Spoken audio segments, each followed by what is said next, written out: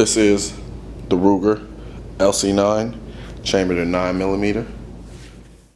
Now, anyone who's been paying any type of attention to what's been going on in the firearm world, as far as manufacturers and then just civilians and people looking for guns, is that there's been a big craze for concealed carry weapons. Especially now that so many people are getting their concealed carry license, people are now looking for lightweight, small, compact frame firearms that they can conceal on their person. So a lot of manufacturers have taken note of that and thus have come out with their own variations on what they consider would make a good concealed carry weapon, and Ruger is no exception. So in their attempts to take a piece or segment of that market, Ruger has decided to come out with their Ruger LC9.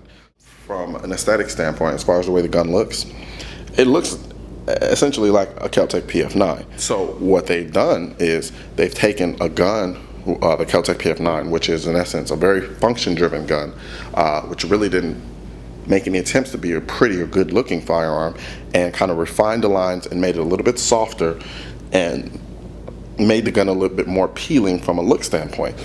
So what they've done is they've added a lot of lines, a lot of grooves and indentations, so that it gives the gun a little bit more definition, but a more purpose-driven definition, so that the gun looks a lot better than the Kel-Tec PF9. This gun looks really refined. This is a refined firearm compared to the Kel-Tec PF9, and as a result, it makes for a very good-looking firearm. See, and a lot of scalloping, a lot of grooves, indentations on the side here along the frame of the firearm. It's a very good-looking gun. I have to give it to Ruger. They've done a good job as far as the way this gun looks, even though the basic fundamental platform of this firearm is designed off the Kel-Tec PF9.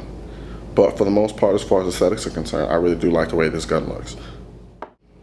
Now, one thing that Ruger has done to improve upon the Kel-Tec PF9 design is improve the ergonomic system. Not so much so that it's better than the Kel-Tec, but just that it's different. The Kel-Tec is very purpose-driven, where the gun is just meant to grip and get the job done.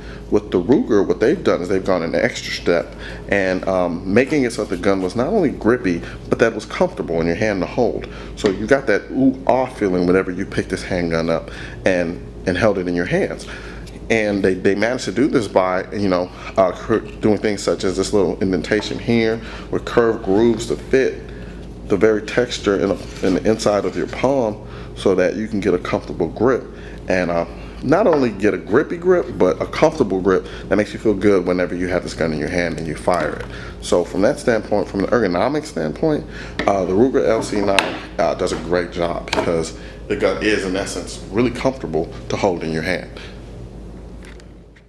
One of the strongest points about this firearm are the features that come with this firearm. Considering its size and its purpose as a subcompact concealed carry weapon, the features are abundant on this firearm, and I think that's a good thing, especially considering that this gun is targeted for new shooters. And when I say features, I'm including not only your standard features that come with the firearm, but along with safety features as well. So as far as the features on this particular firearm, you start off with, you get a pinky standard on the magazine.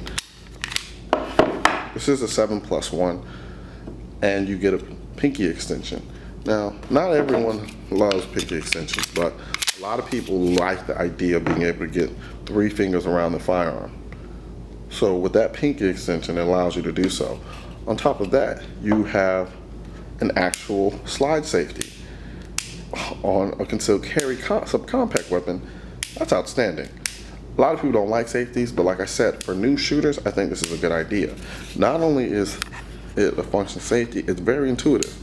You pull out, sweep down. Pull out, sweep down.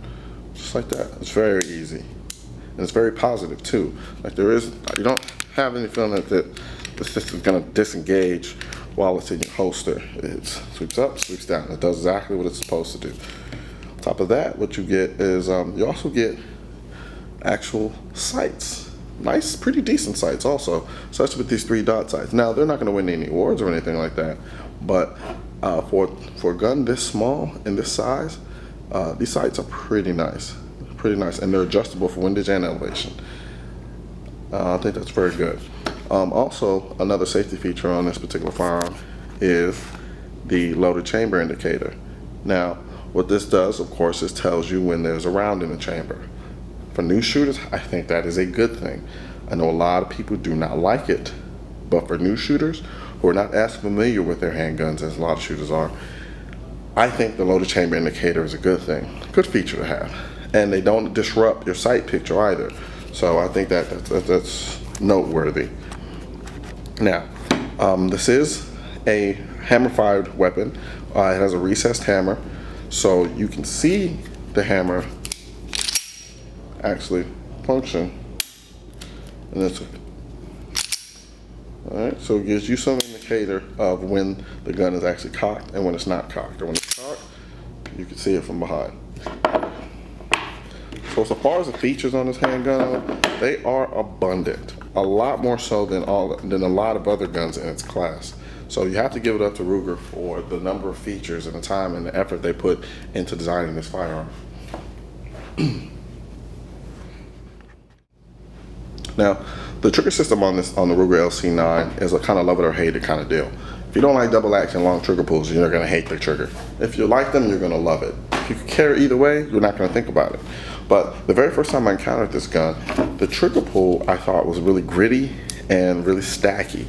But as time has gone on and I've got my hands on numerous other LC9s, I've noticed that there's been an improvement to the trigger. And that it is a lot smoother and more crisp and deliberate pull. Now, this is a double action only handgun. So from that standpoint, there is no reset. But like I noticed in the MPC, the Smith & Wesson M&P series, the trigger would give you a false reset. This is not a reset. You can't even pull it back. It has to come all the way out before you can fire it again. So you're really gonna have to train with this handgun, because when you come out, you think you've reset the gun and you haven't. So other than that, the trigger is pretty decent. It is long, it is heavy, but it is smooth. So I have to give it up for Ruger on the trigger. Overall, I think the Ruger LC9 is a great weapon for its intended design purpose, which is to be a lightweight, subcompact, concealed carry firearm. The handgun, it is light, it is small, it is very, very, very, very thin,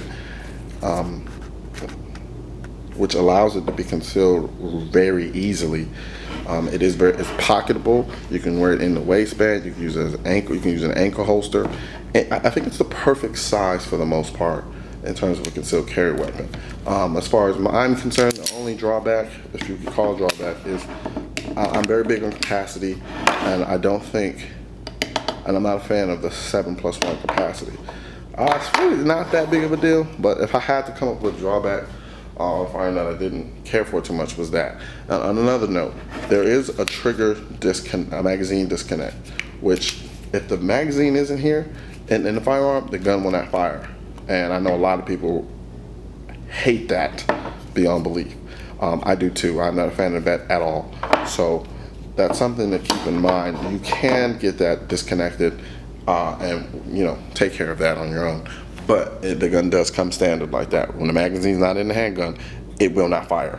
So overall, I think this is an excellent concealed carry piece, especially for the price. Oh my God. Granted, it is more than the Kel-Tec PF9, but I think with the improvements and the features, I think it's well worth it.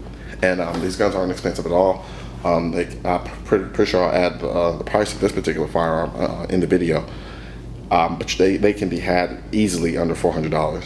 And I think that's a steal, if you ask me, considering what you get for it. And so that's my take on the Ruger LC9. And this is Mr. Coleon Noir, and I'm out.